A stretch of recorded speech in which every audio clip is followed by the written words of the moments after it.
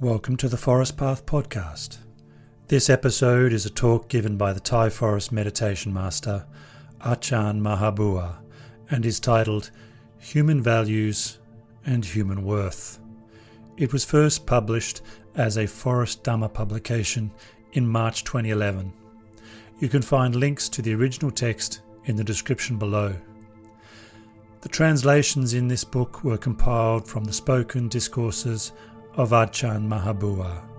For the most part, they have been adapted for this book from Ajahn Thannissaro's English translations published in the books A Life of Inner Quality, Straight from the Heart, and Things as They Are. May you all benefit from hearing this gift of Dhamma by an outstanding teacher of the Thai forest tradition.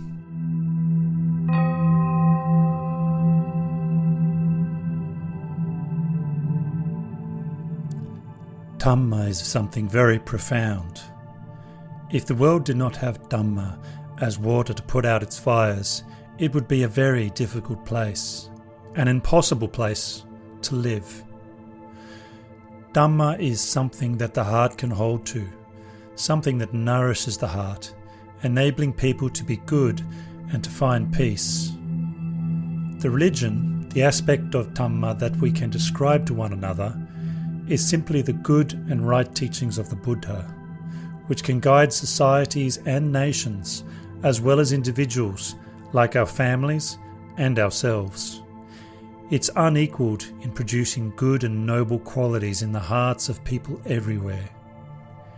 Any home, any family, any individual without the religion, without moral virtue to protect and train the heart, is sure to be constantly troubled and restless, lacking any sense of well-being and equilibrium. Quarrels tend to flare up in families like this and then spread out into society, to the neighbourhood and the workplace. Our inability to get along with one another comes, for the most part, from going against the principles of morality, which are correct, noble and good. In particular, when a husband and wife have trouble getting along with each other, it's because one or the other has gone beyond the bounds of two principles taught by the Buddha: contentment with one's possessions while not infringing on those of others, and fewness of wants. In other words, if you have one spouse, don't try to have two, because once you have two, they're bound to become arch rivals. What sort of fewness of wants do we mean here? I remember several years back on the front pages of the newspapers, and it was really disturbing to see. A top government official made an announcement telling monks that the two principles of contentment and fewness of wants shouldn't be taught to people because both of these principles were acting as a dead weight on the nation's economy, which the government was trying to develop at the time. According to him, these two principles were at odds with economic prosperity.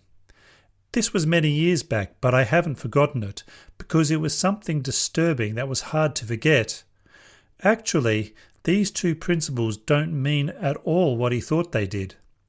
They're principles that people in general, lay as well as ordained, should put into practice in line with their position in life. There's no word, no phrase of the Dhamma at odds with the progress of the world. In fact, the Dhamma gives the world nothing but support and protection. For a monk, a son of the Buddha, these two principles mean that he shouldn't be greedy for the four necessities of life. 1. Clothing, which comes from the generosity of the lay people. 2. Food. No matter what kind of food it is, a monk can't acquire it on his own. He has to depend on others to look after his needs in this area, from the day of his ordination to his last day as a monk. 3. Shelter. And 4. Medicine. All of these requisites are provided in good faith by people in general. A monk shouldn't be greedy for them, because that would go against the basic principles of the Dhamma taught by the Buddha. A monk should be modest in his needs. This is the proper way for him to act, in keeping with the fact that he depends on other people to look after his needs, so that he won't be too great a burden on the people of good faith. A monk shouldn't clutter his mind with concern for material necessities, which are simply means to keep the body going so that he can comfortably perform his duties as a contemplative. As for lay people, the principle of fewness of wants means being content with one's family life. One husband should have one wife. One wife should have one husband. One husband should have only one wife, not two or three, which would act like a fire spreading to consume himself and his family. This is what it means to have fewness of wants, not being greedy for thrills that would stoke the fire in the home, and not dabbling in the many desires that added together wage war with one another. A husband and wife should be honest with each other, loyal and committed, faithful to each other at all times and in all places. They should keep no secrets from each other, but be open and above board with pure and loyal hearts. If one of them has to work outside the home or be away for the night, he or she should go with a clean heart and clean hands, and come back without the blemish of any stains. If one of them has to go away on business, no matter how far, it should be done in such a way that the one at home doesn't need to worry or be troubled that the one going away is doing anything wrong and neglecting the principle of fewness of wants by sleeping with someone outside the legitimate account. Worries like these are worse than 100 spirits returning from the dead to grab a person's entrails and squeeze them to bits. If a husband or wife must go away for a long time, it should be for reasons that aim at maintaining the family in happiness and joy.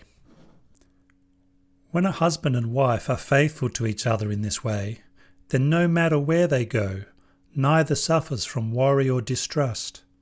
They live together smoothly and happily to the end of their lives because their hearts are honest and loyal to each other.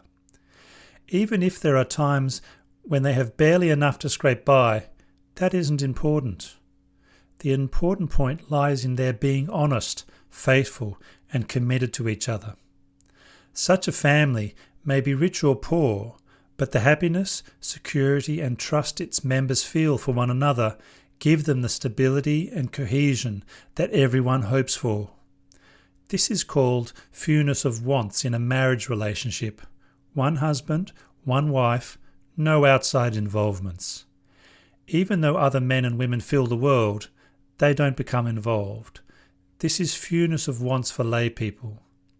If this principle of fewness of wants were to be erased from the world, human beings would know no bounds, and we wouldn't be any different from dogs in heat. Have you ever seen them? Here in the northeast of Thailand, they get going in August and September, barking and howling like crazy.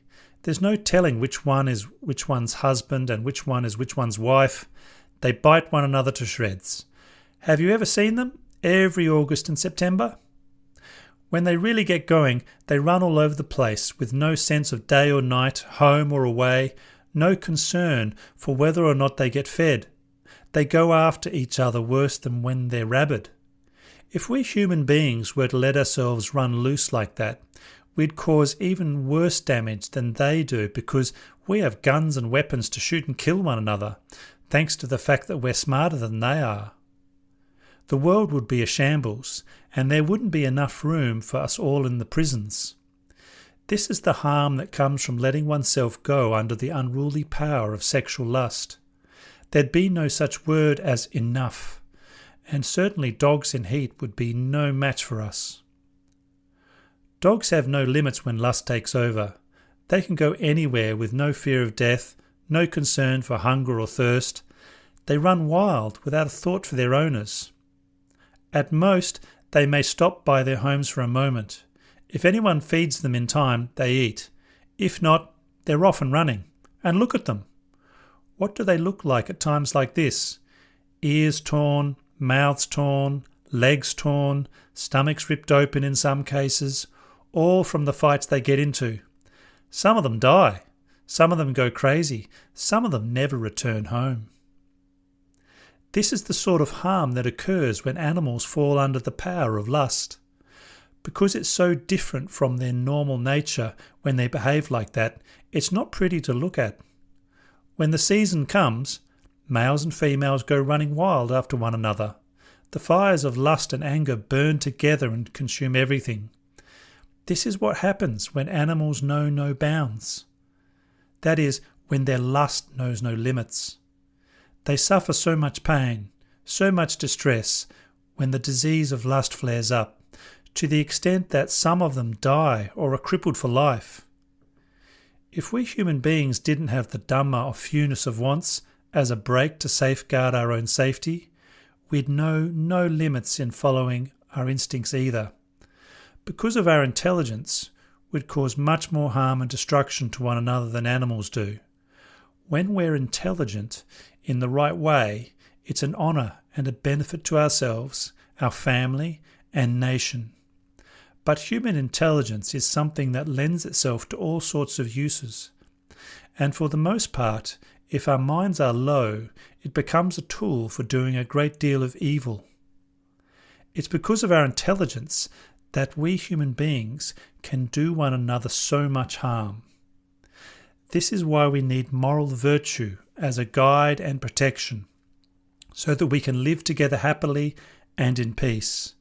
Between husbands and wives, this means being faithful to each other.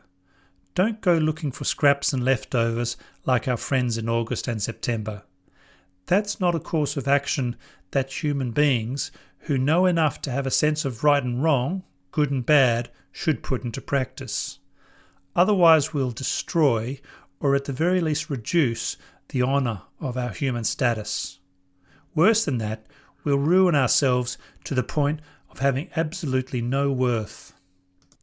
To give in to the moods of our inner fires, looking for scraps and leftovers in bars, nightclubs, massage parlours and other places catering to this sort of thing, is to destroy our inner virtue as human beings, because it's nothing more than the way of animals who know no bounds of propriety, but know only how to get carried away with their passion and bite one another to shreds. For this reason, it's not a course we human beings should follow, and especially when we're married, because it contradicts the family bounds we're established in line with the universally recognised moral principles of human beings. To act without restraint in this way would do such damage to a spouse's heart that no treatment could cure the sorrow and bring the heart back to normal. So husbands and wives who cherish each other's worth should never do this sort of thing. Love can quickly turn to hatred, and spouses turn to enemies when we disobey the principle of fewness of wants. To lack this principle is to lack an important guarantee for the family's well-being. The principle of fewness of wants is not an insignificant one. It's one that allows a husband and wife to keep a firm and stable hold on each other's hearts throughout time. One by which they can be loyal to each other in a way that will never fade. The money the family earns will all flow together into one place, and not go leaking out to feed the vultures and crows of sensual desires. No matter how much is spent, every penny goes towards the family's well-being.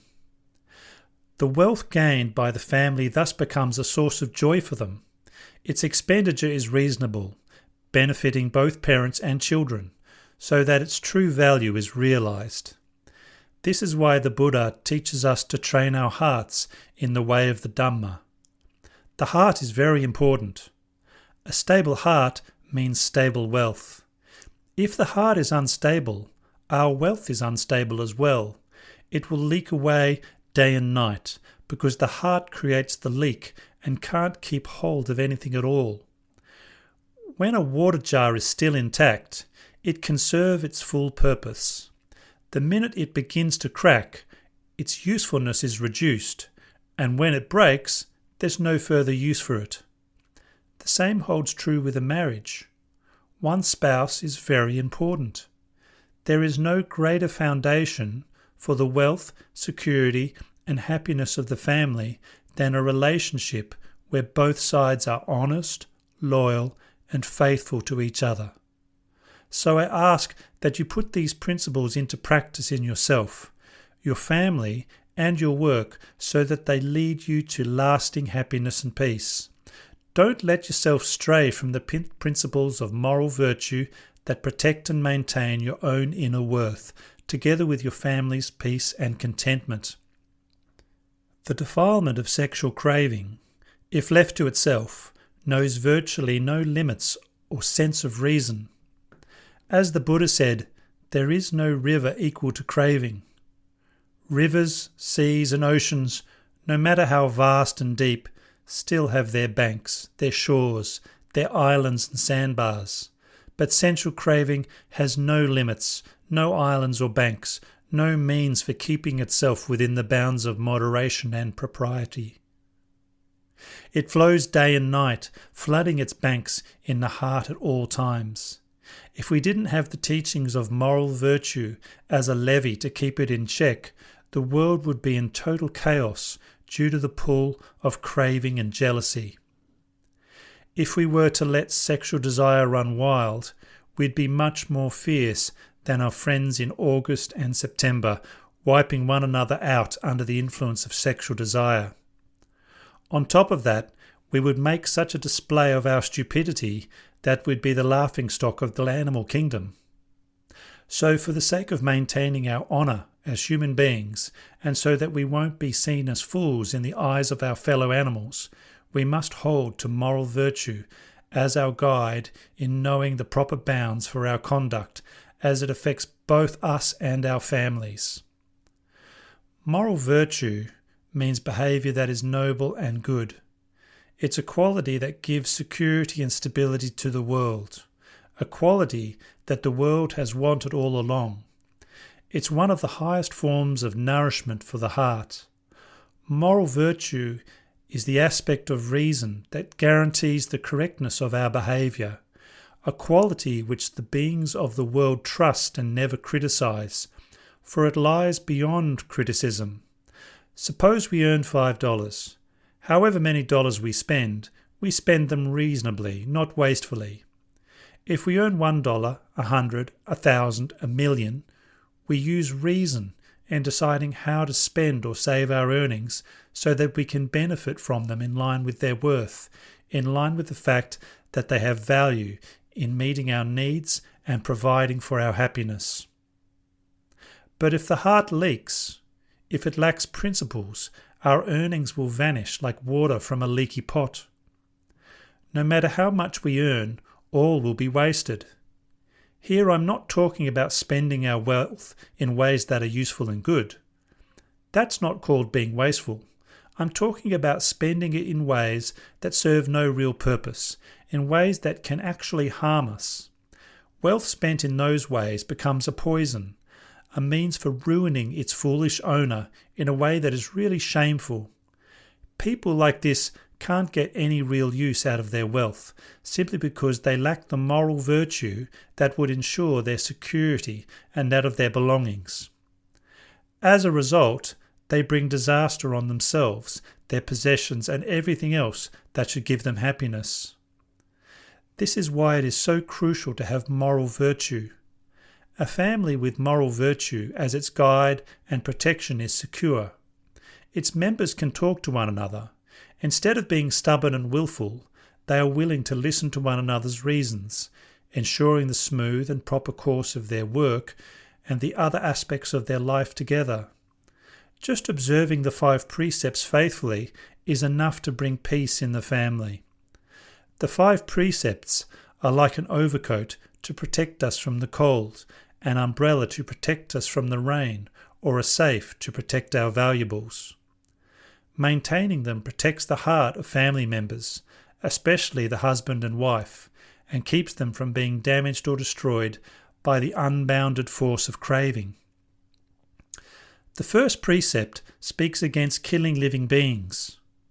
The lives of all living beings, ours or anyone else's, are of equal worth. Each animal's life is of equal worth with the life of a human being, for if life is taken away from an animal, it can no longer remain an animal.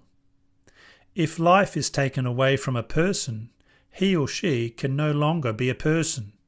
In other words, the continuity of the animal's being or of the person's being is broken right then in just the same way. We are taught not to destroy one another's lives, because to do so is to destroy completely the value of one another's being. Death is a fear striking deeper than any other fear into the heart of each animal and every person. This is why the Buddha teaches us to keep our hands off the lives of our fellow living beings. The second precept speaks against stealing. To steal, to take things that haven't been given by their owner, is to mistreat not only the owner's belongings, but also his or her heart. This is a very great evil, and one that we should never commit. When talking of other people's belongings, even a single needle counts as a belonging. Personal belongings and their owner's heart are both things of value. Every person cherishes his or her belongings. If the belonging is stolen, the owner is bound to feel hurt. The heart is the important factor here, more important than the stolen item. Losing a possession through theft feels very different from willingly giving it away. Feelings of regret, combined with the desire for revenge, can lead people to kill one another, even over a single needle. Because the issue of ownership is taken very seriously by people, we are taught not to steal. Theft has a devastating effect on the owner's heart, and that's a serious matter. The act of stealing and the act of voluntary giving are two very different matters. When it's a question of voluntary giving, any amount is easy to part with. To say nothing of a single needle, we can be happy even when giving things away by the hundreds or thousands or millions. The person giving is happy and cheerful. The person receiving is pleased to no end, and both sides are blessed, as has always been the case when the people of the world aid and assist one another. The Dhamma treats all hearts as equals. It holds that each being's heart is of value to that being, which is why it teaches us not to mistreat the hearts of others by taking their lives, stealing their belongings, or having illicit sex with their spouses or children. All of these things have the heart of a living being as their owner.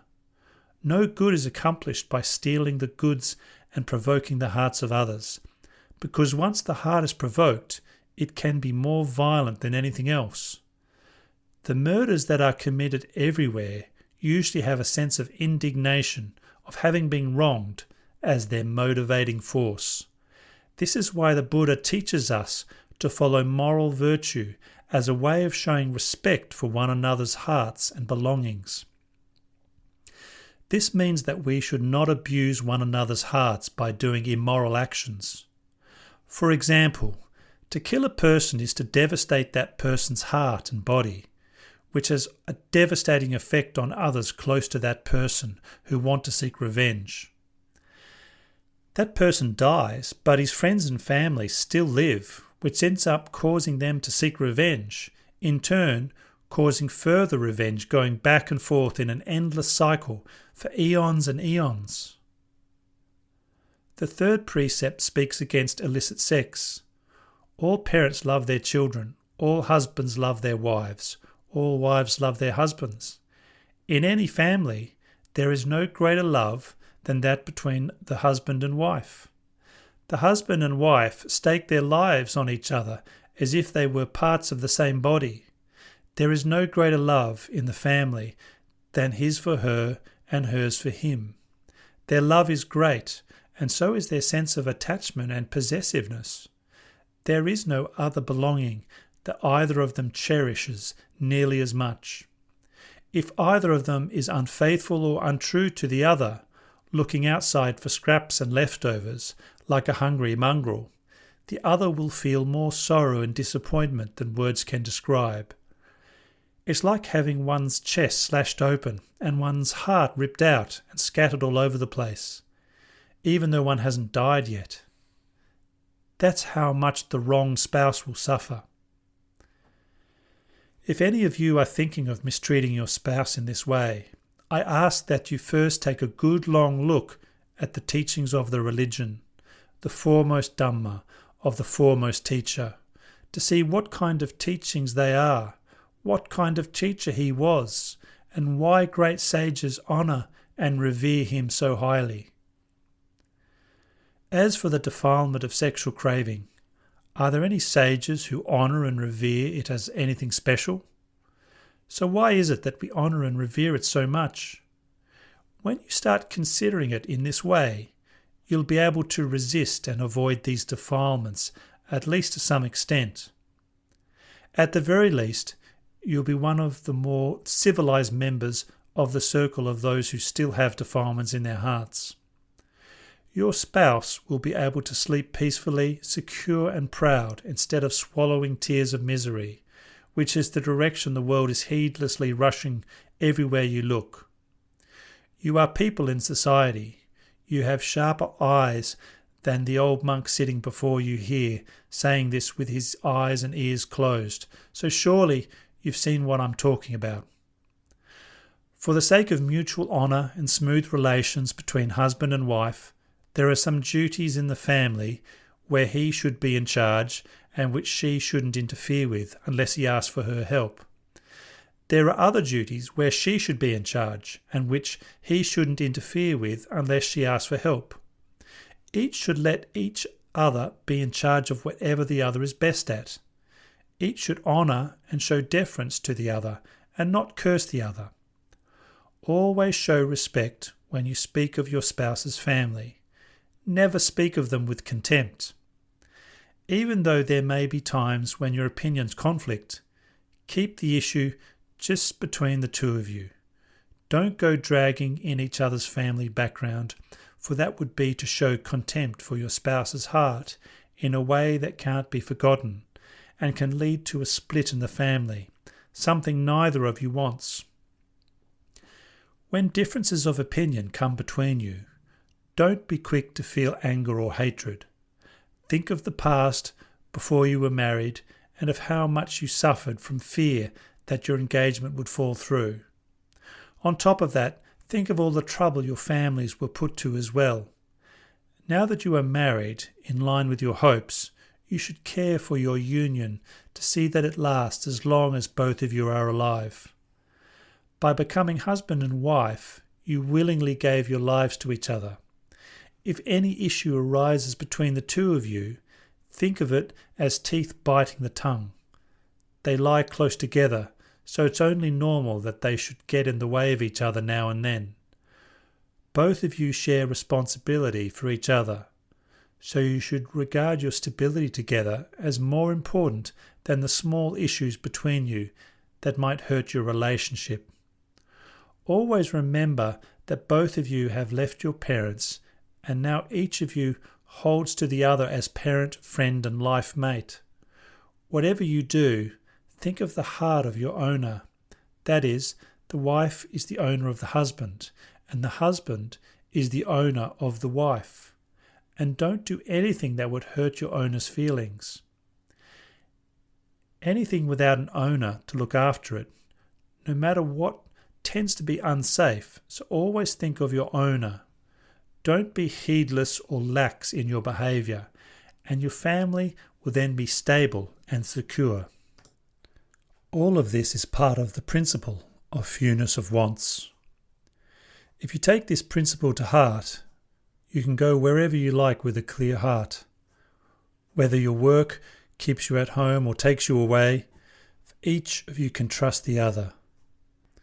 The earnings you gain can provide for the family's happiness because you go in all honesty and work in all honesty for the sake of the family's well-being, contentment and peace. Even if the family is lacking in some things, in line with the principle of impermanence, it's not nearly as serious when a husband or wife starts looking outside. That's something very destructive.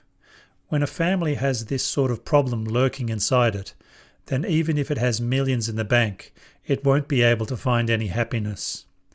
But a family that lives by the principle of fewness of wants, keeping your husband in mind, keeping your wife in mind, keeping in mind what belongs to you and what belongs to others, without overstepping your bounds, is sure to be happy and at peace. Even if things may be lacking at times, the family can live in contentment. The family relationship between husband and wife is the important factor in our lives as human beings. If this is sound, then when children are born, they won't bear the emotional scars of having their parents fight over issues that arise when one of them goes out of bounds. When parents argue over other things, a lack of this or that or whatever, it's not too serious and can be taken as normal. But quarrelling over infidelity is very serious and embarrasses everyone in the family. So for this reason, you should always be very strict with yourself in this matter. Don't let yourselves be heedless or lax in your behaviour. As for quarrelling about other matters, you should be careful about that too. When parents quarrel for any reason, the children can't look one another in the face. When they go to school or out with their friends, they can't look their friends in the face because of their embarrassment. The fourth precept speaks about lying. Why did the Buddha teach us not to lie? Let's think about it. Is there anything good about lying?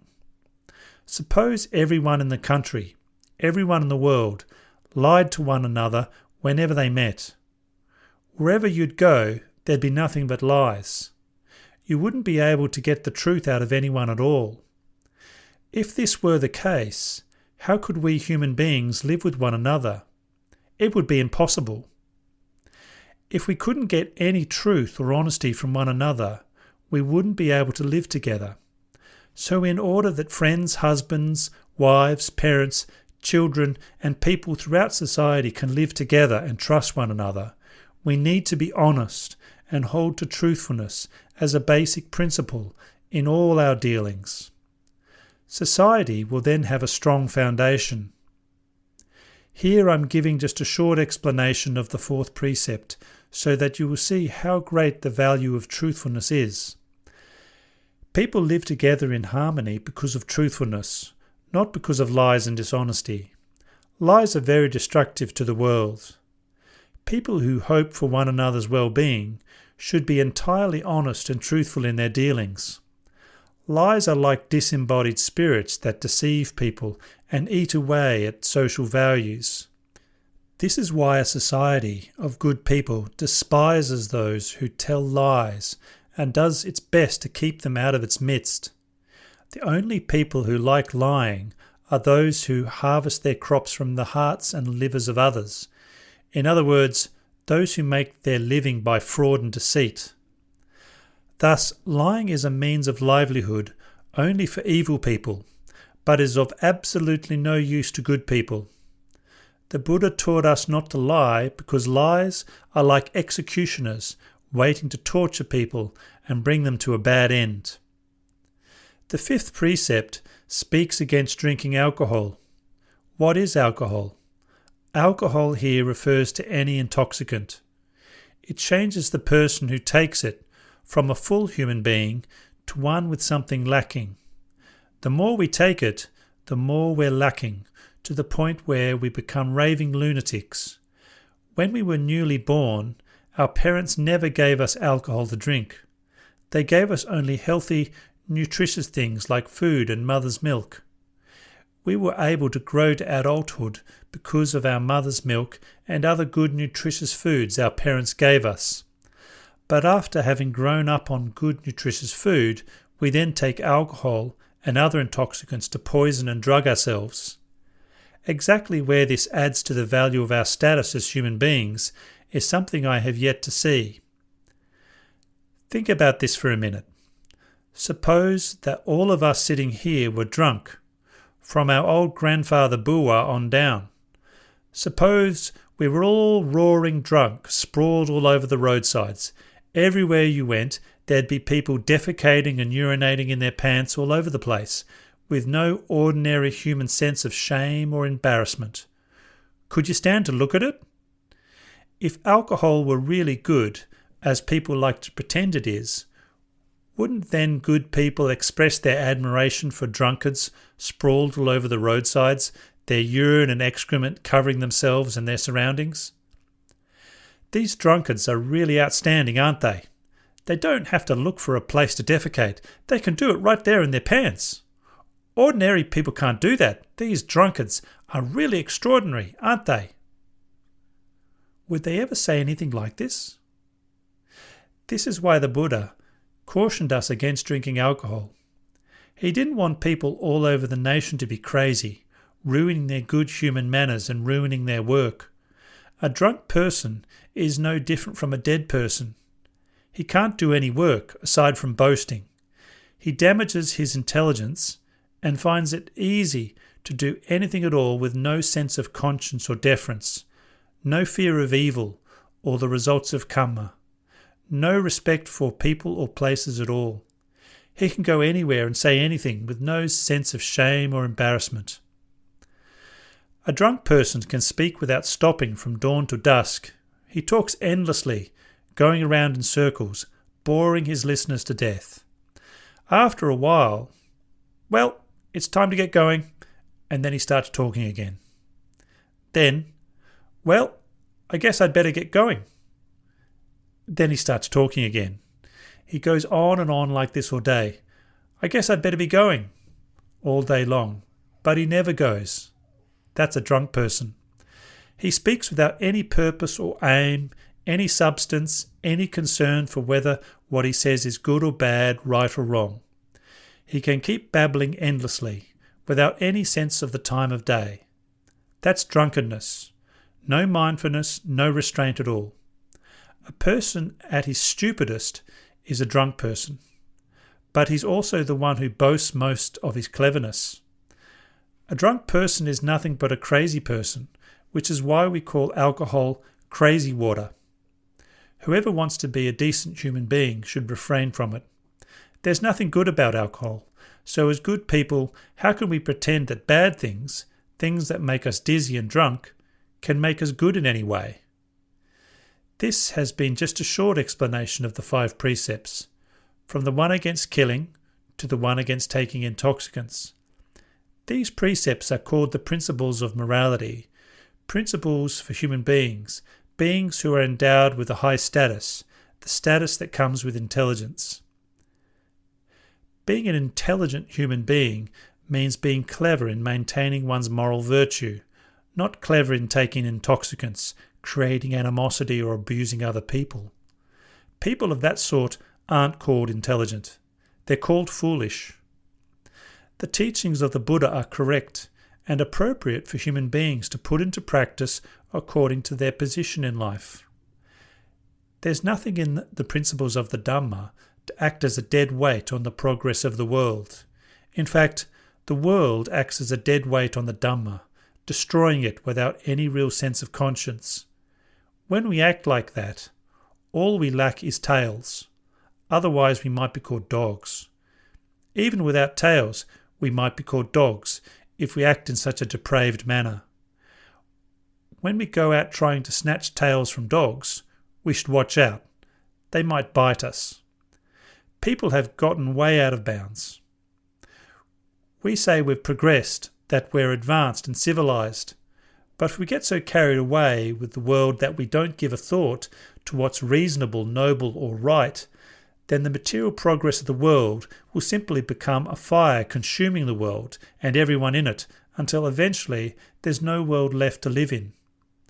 We can't pretend that we're dogs because we don't have tails. But if we try to snatch their tails, they'll bite us. This is what it means to be a fake human being. We can't pretend to be a genuine human beings because we don't have any moral virtue to our name. We lack good enough manners to fit in with our status as human beings. On the other hand, we can't pretend we're animals because we don't have any tails. These are the sorts of difficulties we get ourselves into, the damage we do to ourselves and the common good if we go against the teachings of the religion. And this is why the practice of the Dhamma is fitting for our true status as human beings, because the Buddha taught the religion to the human race. Before you do anything, reflect on whether it's right or wrong. Don't act simply on your moods or desires. Moods and desires have no true standards. You can desire everything. Even when you have eaten your fill, you can still want more. Your desires are hungry all the time. That's desire. It has no standards or limits at all. The Buddha calls this the lower side of the mind. This is why you need to use Dhamma to contemplate desires and take it apart to see what it wants. If, on reflection, you see that what it wants is reasonable, only then should you go ahead and act on it. But if you want to eat, and if, after you've eaten, it still wants more, then ask, what more do you want to eat? The sky? Nobody in the world eats the sky. Whatever people eat, you've already eaten. You've had enough already, so what more do you want? When your desires are stubborn, you really have to come down hard on them, like this if you want to be a good person of moderate wants. If left to themselves, our desires and moods know no limits. So we must teach ourselves, even force ourselves, to stay within proper limits. If we act merely in line with our desires, the human race will degenerate. So we need to take the principles of moral virtue as our guide.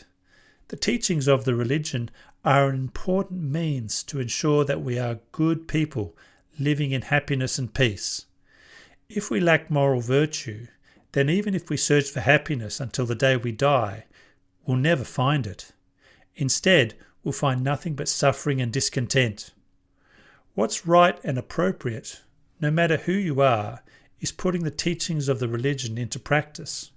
To lack Dhamma, in other words, to lack goodness and virtue, is to lack the tools you need to find happiness.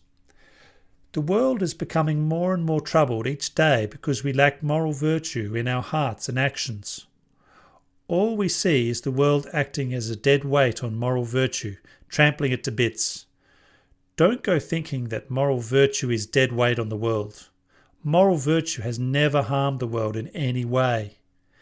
Actually, the world tramples all over moral virtue and destroys it, leaving us empty-handed without any guiding principles. We end up destroying one another in a way that's really appalling.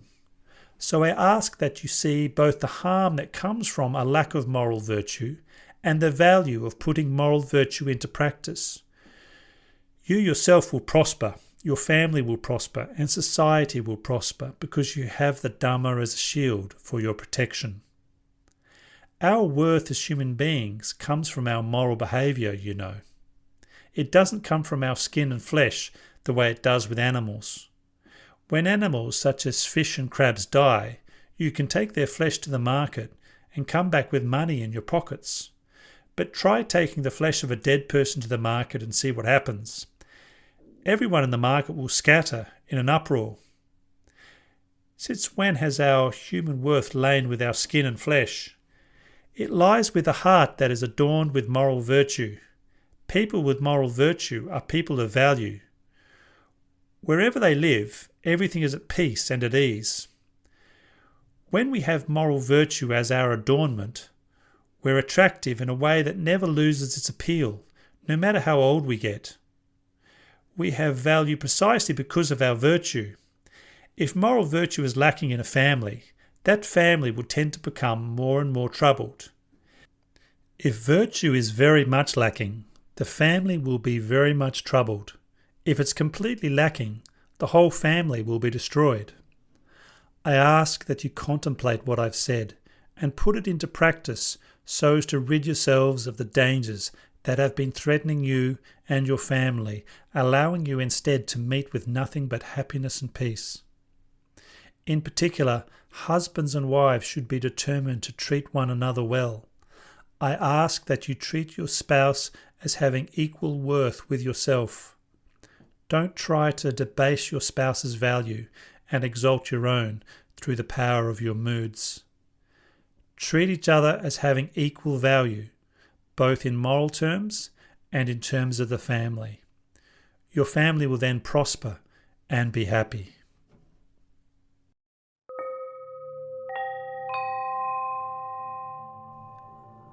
That concludes the Dhamma talk, Human Values and Human Worth, by the Venerable Ajahn Maha Boowa. If you'd like to hear more talks by Ajahn Maha Boowa and other meditation masters of the forest tradition of Theravada Buddhism, subscribe to the Forest Path podcast using your favourite podcast app.